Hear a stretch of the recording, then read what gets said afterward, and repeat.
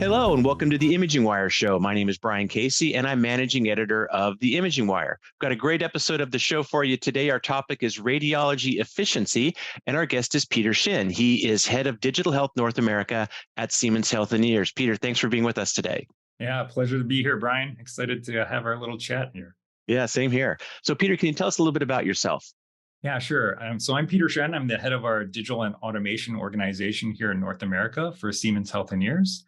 And I think many of your viewers and listeners are well familiar with Siemens, as I think they all know our role in the imaging space. But we're an organization that's 65,000 people strong. And not only are we in imaging, but we also have lab diagnostic solutions and also therapeutic solutions as well. Many of your listeners and viewers also know our recent acquisition of Varian. So we're also focusing in the oncology space. And a fun little fact, Brian, actually, every hour, over 250,000 patients actually interact with a Siemens Healthineers imaging device. So, that's amazing. Great. So thanks for that intro, Peter. Let's get right to it. So both radiology and healthcare have a major efficiency problem, and that's no secret to anybody that's watching right now. What kind of issues is Siemens Healthineers seeing with its customers? Yeah, certainly. I mean, when we engage with providers and folks who are viewing this and whatnot, I mean, you are challenged on a daily basis here with trying to be as efficient as possible within the imaging department. There's, I think, a growing number of imaging exams that are being requested, and there's a lot of pressure within the department to try to meet those imaging demands as quickly as possible. So topics like driving more efficiency, trying to do more with less, those type of things are coming up on a day-to-day basis for our customers. Now, before we even start thinking about, how do we solve these types of solutions, Brian, I think the first step is to really understand a good sense of what the challenge is. So many departments have this edict of, okay, be more efficient, but really what does that really mean? And how do we actually tackle this problem? So what we've been advising a lot of our customers here is to really first, let's take a look at the data and really understand what's really going on in your imaging department. So we've been really kind of telling our customers, let's first understand what's really happening. Let's be able to kind of look at all the data that's being generated from all your different imaging devices here and do a little bit of analytics on that and identify maybe where can we focus our efforts on to create that efficiency. So it may be in the way that how quickly we're doing exams. It may be how we're turning around patients between exams. It might be in the protocols that we're utilizing. So all these different things, we need to actually first analyze the data to figure out where to focus our efforts. And then once we have that area kind of identified, then we can actually start to make changes and process changes or personnel changes in order to drive that efficiency. Yeah. Now, radiology is such a data-heavy specialty, and it's producing just incredible volumes of data, from the actual scans to productivity of radiologists, to productivity of technologists, to how often rooms are being used and how long scans are taking. It's like a fire hose. So yeah. What are some of the tools that you guys have available to take all that data and give it to radiologists and administrators in a way that they can understand what's going on? Yeah.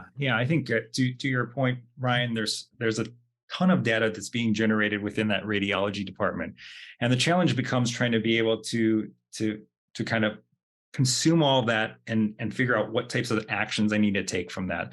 So one of the platforms that we've created is our Siemens Healthineers Team Play platform, digital health platform, which is really focused on aggregating all this data that's being generated from all these different imaging devices, and then providing dashboards for the department managers or the technologists to be able to kind of visualize all this data in a meaningful way for them. So these dashboards can focus on things like the number of exams that we're doing, or a particular type of service line that we're focused on, and be able to see the productivity of those particular imaging devices. We take a look at, as you mentioned, all these devices generate a bunch of data, But within this data, like these DICOM images that are generated from these pieces of equipment, there's a bunch of other non-pixel data that's contained within these images. So we use that non-pixel data to kind of help us populate these dashboards. And that gives us insights then in terms of where we can focus our attention to drive those efficiencies. Okay. And what are some of the use cases that where you see your customers using this data? What are problems that they're solving with this data that you're making available to them? Absolutely. I think there are simple problems where they can identify maybe either overutilized or underutilized pieces of imaging equipment. So within the organization, but where we see a lot of strong use cases is actually in identifying best practices within the organization or within the enterprise. So here you might be able to see where you might have a fleet of MRI machines here, and you might be doing certain clinical protocols one way on a certain set of imaging MRIs, and then maybe doing the protocol a different way in those other MRIs. And that could then lead towards maybe differences in terms of average time it takes to do those exams, or maybe a number of repeats that have to be done or whatnot.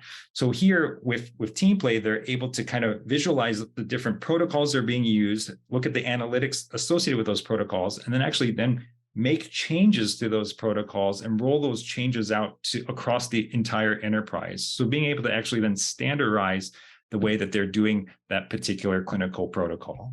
And so they're getting things like maybe scan times and all that kind of stuff. Absolutely, because we're looking at the data that's coming directly generated from those scanners themselves. We can actually see when that CT scanner is actually taking a picture and when it's not taking a picture, or when that MRI is actually working or not working. So we use those different times, if you will, then to calculate really when is the scanner actually being utilized or being busy or not.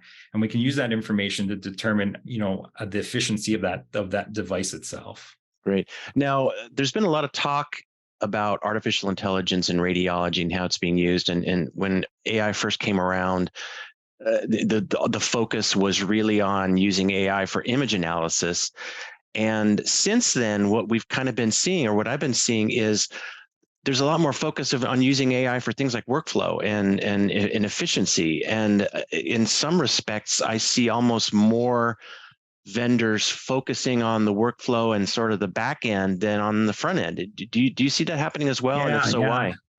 Absolutely. If you think about it, I think everyone's focused on all these different processes that we have within radiology, kind of this imaging value chain, if you will, that these different steps that have to happen as we do an imaging procedure or whatnot. Here at Siemens Healthineers, we're really trying to focus on how do we make that imaging value chain smarter. And one way to do it is not only drive kind of efficiency by looking at all the data like we talked about earlier, but as you mentioned, Brian, the ability to use new and emerging technologies and platforms like artificial intelligence to maybe drive some of that efficiency as well. So, and that's, again, beyond just looking at the images. So certainly, as you mentioned, AI is great in terms of helping identify, let's say a lung nodule, or doing any sort of pattern recognition to find some sort of abnormality. And certainly within our portfolio, we have AI algorithms that help with that area. We also have AI algorithms that are helping to drive efficiency for the radiologists and for the technologists in terms of, first, at the point of image acquisition, can we run different AI algorithms that are built into our imaging devices to maybe improve or decrease the need to do a repeat series or a repeat sequence? Do we have the ability to maybe sharpen up certain images that maybe were taken with less than ideal settings for that particular scanner? So we built in AI algorithms within our different imaging devices that maybe help improve the output of those images that are coming from there. So that's, yeah, go ahead, sir. Yeah. And this is actually like onboard AI. So maybe it's running on the CT scanner, maybe it's running on the mobile X-ray. And so if a technologist maybe positions a patient in a way that the AI doesn't think is appropriate, can the system then tell the technologist, hey, you need to kind of change the protocols a little bit? Yep, exactly. They can either help alert the technologist that maybe they need to, maybe redo things, or with some of our AI algorithms, we can actually compensate for some of those maybe missteps that are being done at the point of image acquisition. So maybe that not ideal setting that we have on that scanner can be compensated with artificial intelligence to still make that image good enough to be able to be visualized by the radiologist. So those things are built into our imaging devices themselves. And a lot of people, forget that we have AI components that are already built into the point of image acquisition. So that's the first place that we're looking at things. And then certainly beyond that, by having kind of standalone AI algorithms available for the radiologist, we're trying to remove a lot of the mundane tasks that they might have to do when they're looking at that abnormality. So, for instance, having AI tools within our AI Rad Companion platform that automatically identify those abnormalities and quantify them. So not just kind of identifying them, but actually providing characteristics around it and doing the measurements associated with them, calculating the volumes associated with that, and providing all of that into some sort of output for the radiologist to then review those particular findings, maybe agree or disagree with them. So the thought here is really to drive efficiency, not in just doing identification, but allowing the radiologist to spend more time focused on the things that are more important for their read versus the mundane tasks that they would have to go through when they're reading a particular exam. Yeah, or to focus more on the patient. Absolutely. That's the thing with radiology is there's been this perception that radiology and radiologists aren't a patient-facing discipline, and maybe if we can use AI to offload some of those more mundane tasks, they can focus more on human interaction.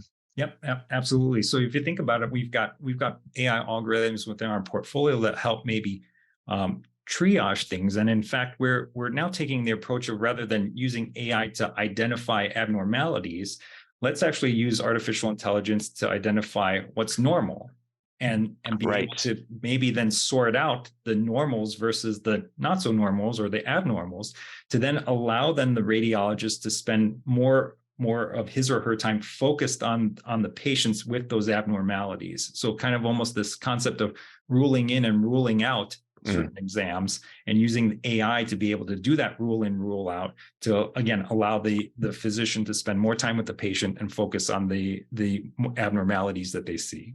Yeah, and there's been some really exciting studies coming out in the use of that for things like screening mammography and that kind of thing. So, Peter, I was just at the ECR meeting in Vienna a little while ago, and one of the things that came up there was the issue of technologists and in Europe radiographer shortage, and kind of the overall personnel shortage of allied health personnel in medicine. And Siemens has come up with a solution that's designed to address some of that. Can you talk about that a little bit? Yeah, I think, Brian, you're hitting a topic which I think is a sore subject with many of the viewers here right now, which is we talked about this challenge of more imaging procedures that are being requested and more pressure put on the imaging department to do all these exams.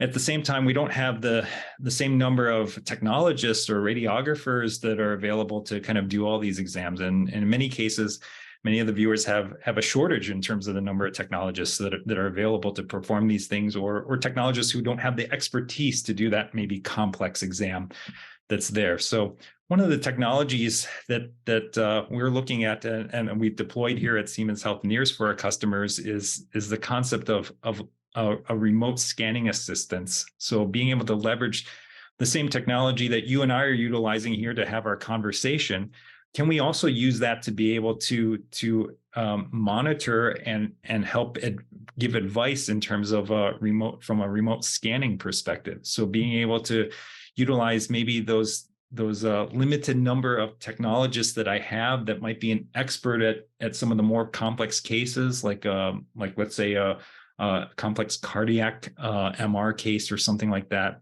be able to maybe have them not necessarily need to be physically located where that particular scanner is at. So instead, utilizing remote technologies, maybe have that expert technologist residing in one geographical area, and then having the patient, and then maybe, let's say, a less skilled technologist with that patient at another physical location.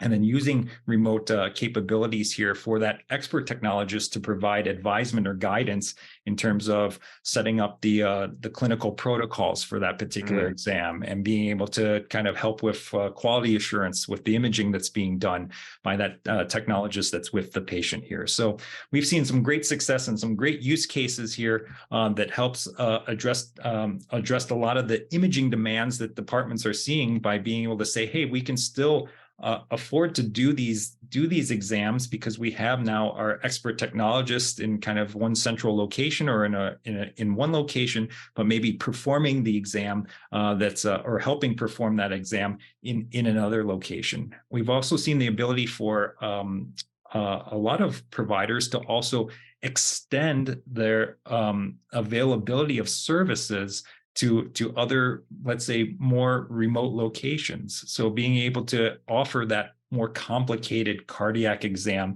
at the local community hospital for their patients. Again, leveraging the ability to have these expert technologists in one physical location, and then having maybe less experienced technologists with the patient at another location. So a lot of great examples, great use cases of leveraging technology that you and I are familiar with here, and utilizing this with our remote scanning capabilities. Yeah, you were quoted recently as saying that AI is being used already in ways that patients don't even know it's there. Could you expand on that a little bit and talk about why you think that's significant? Yeah, for sure, Brian. It goes back to what we talked about earlier, that AI is built into a lot of points of data or image acquisition already. So if you think about it, when a patient comes in for, let's say, that MRI of the knee or something of that sort, or maybe a chest CT or something, that when that patient first enters the room there, and the technologist is programming, let's say, the protocol that's going to be utilized, AI is already recognizing that patient and using things like anatomical structure landmarking to be able to automatically position that patient's knee into the right field of view, or position that patient's chest in the right field of view for the scan itself.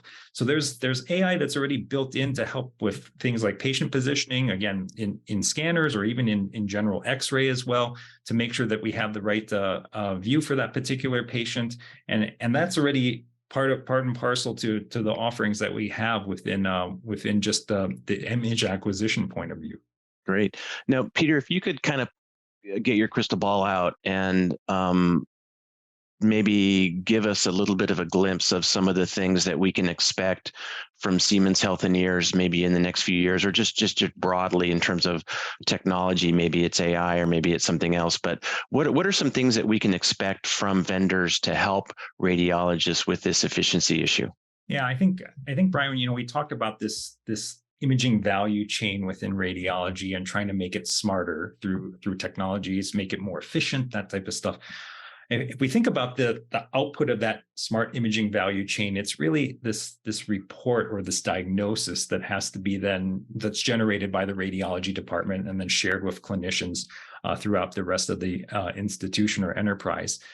We at Siemens Healthineers are really trying to figure out, how do we make that output more valuable for the clinician? How do we make the output of radiology provide more value, smarter, that type of thing? So one of the things that we see in the near future here is radiology really changing with kind of by leveraging these new technologies that are and platforms that are out there. So almost, if you will, kind of a next generation of imaging IT that's forthcoming. And what does that really mean? So that means that I, as a radiologist, instead of just looking at images taken from that CT scanner of my patient, I might be able to have other pieces of clinical information readily available for me. So I might be able to not only see the images of that patient, but I also might be able to see, let's say, their laboratory results, or I might be able to see maybe a pathology report that might be associated with that patient. All these different pieces of disparate clinical information, if we can bring them all together for the radiologist, he or she actually might be able to make, let's say, a more informed diagnostic decision about that particular patient, and then put that more informed diagnostic decision into that more comprehensive report that goes out to the other clinicians within the organization. So here we're really trying to focus on, can we bring together these different pieces of disparate clinical information, whether it comes from laboratory pathology, radiology, cardiology, maybe in the future, genetic information about the patient or whatnot. Bring that all to the forefront to help the radiologist in imaging make that more informed diagnostic decision. And then also bring that to the forefront for the other clinicians within the hospital or within the institution, so that maybe they can use that information to make a more personalized therapeutic treatment for that particular patient. So it's improving not only the output of radiology, which is this more richer diagnosis of the patient, but also helping other colleagues within the organization in terms of making that more personalized treatment plan for that individual patient. And that's kind of what it's all about, isn't it? Absolutely. Absolutely. Great. Well, Peter, thanks so much for being with us today. Really enjoyed our talk. Yeah. Thanks so much, Brian. Really appreciate it. Thanks to the audience for joining us, and be sure to check out Siemens Healthineers technology on their website. Signing off for the Imaging Wire, my name is Brian Casey.